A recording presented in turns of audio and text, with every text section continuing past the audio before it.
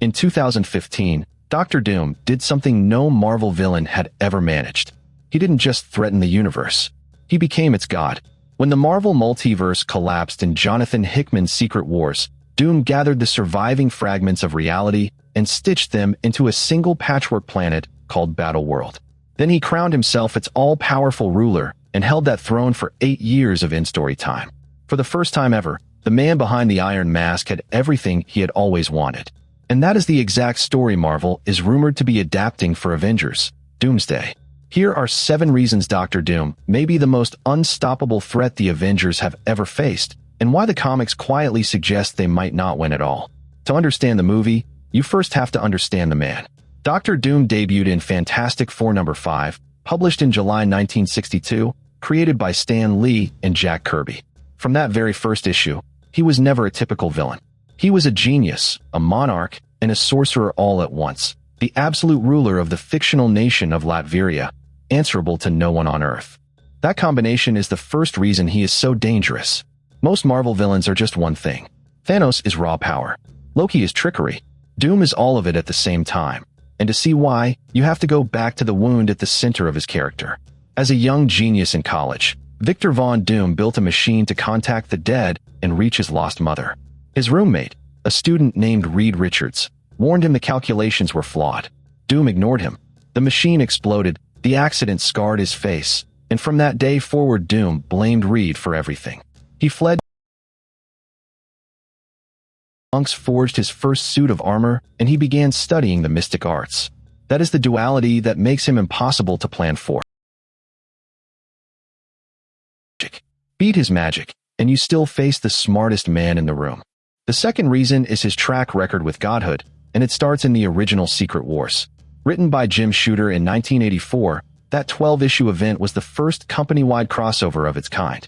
An omnipotent being known as the Beyonder pulled Marvel's greatest heroes and villains onto a distant world and told them to fight. While everyone else traded blows, Doom did the unthinkable. He stole the Beyonder's near-infinite power for himself and became, for a brief moment, the single most powerful being in all of creation. He lost it, but he had proven something terrifying. Given even a crack at omnipotence, Doom will take it every single time. The third reason is what happened when he finally got to keep it. In the 2015 Secret Wars, Doom didn't grab power in one desperate moment. He built Battleworld piece by piece and ruled it as a literal deity. As God Emperor, he installed Doctor Strange as his personal sheriff, conscripted gods and heroes into his court, and rewrote history so that he had always been the divine ruler. Anyone who questioned the official story simply vanished. It was not a kingdom built on fear of his fists. It was a kingdom built on the fact that he controlled reality itself, right down to what people were allowed. The one mind that could match his own, to undo it. And even then Doom was beaten by inches. The fourth reason is Doom War. His sights on Wakanda. He seized the nation's entire supply of vibranium, the most valuable metal on the planet, and fused it with mystic power to make himself nearly untouchable. Stopping him took Black Panther, the X-Men, and a coordinated global effort. The pattern across every era is consistent. Beating Doom is never a fight. It is a war. The fifth reason is the one that set the internet on fire. In a move almost nobody predicted, Marvel announced at San Diego Comic-Con in 2024 that Robert Downey Jr., the actor who built the entire cinematic universe as Iron Man, would return to the franchise. Not as Tony Stark, but as Doctor Doom. The same face fans associate with Marvel's greatest hero will now sit behind the Iron Mask of its greatest villain. That pivot also solved a very real problem behind the scenes. Marvel had spent years building toward Kong the Conqueror as the architect of its saga, but after the original actor's exit, the studio needed a new centerpiece, and fast. Rather than recast and continue, they changed the entire endgame and handed the saga to Doom. It is the rare case where a franchise's biggest crisis may have produced its strongest possible villain, because Doom carries 60 years of comic history that Kong never had on screen. The sixth reason is the storylines Marvel is quietly borrowing from beneath the headlines. Back in 1989, the crossover acts of Vengeance had Doctor Doom secretly organizing the Marvel Universe's villains, swapping their usual enemies so that no hero could see the real plan taking shape.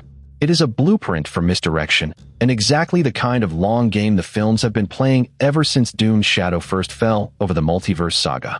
Marvel has confirmed Doom as the central antagonist of its next era, and the rumors point straight at the 2015 Secret Wars as the template, complete with a multiverse-spanning story and, according to multiple reports, several different versions of Doom appearing at once.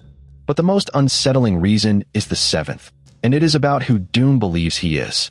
The 2006 series books of Doom rebuilt his origin from the ground up, framing Victor Von Doom not as a cartoon tyrant, but as a man genuinely convinced that he alone can save the world from itself. That is the version Marvel needs on screen, because a villain who believes he is the hero is far more dangerous than one who simply wants to win. He is not chasing power for its own sake. In his mind, every universe he conquers is a universe he has saved. Even the mask plays into it. When Jack Kirby designed that blank iron face in 1962, he gave Doom an expression no one could ever read, turning a man into a pure symbol, and 6 decades later it is still one of the most recognizable images in all of comics. Behind the camera, the stakes are just as high. Avengers: Doomsday is being directed by the Russo brothers, the same team behind Infinity War and Endgame, the 2 highest-grossing films in the franchise's history. And there is in 2008, the story of a genius in armor who chose to become a hero. Now that same actor returns as a genius. Tony Stark and Victor Von Doom have always been mirror images, 2 brilliant men separated only by the choices they made, and the films are about to put that contrast at the heart of everything. Now put the stakes together. The first issue of the 2015 Secret Wars sold more than 527,000 copies, making it one of the best-selling comic books of the entire year, with Doom standing at its center as a god. Pair that proven demand with a reported film budget north of $200 million, and it is obvious the studio is not treating this as just another team-up. Marvel is betting the next decade of its franchise on a single villain. And here's the part that should worry every fan watching. Across nearly every major storyline, Dr. Doom does not just lose and walk away. He adapts. He has worn the Beyonder's power, ruled a remade multiverse, conquered Wakanda, and in the 2016 series Infamous Iron Man, he even took up Tony Stark's armor and recast himself as a hero on his own terms.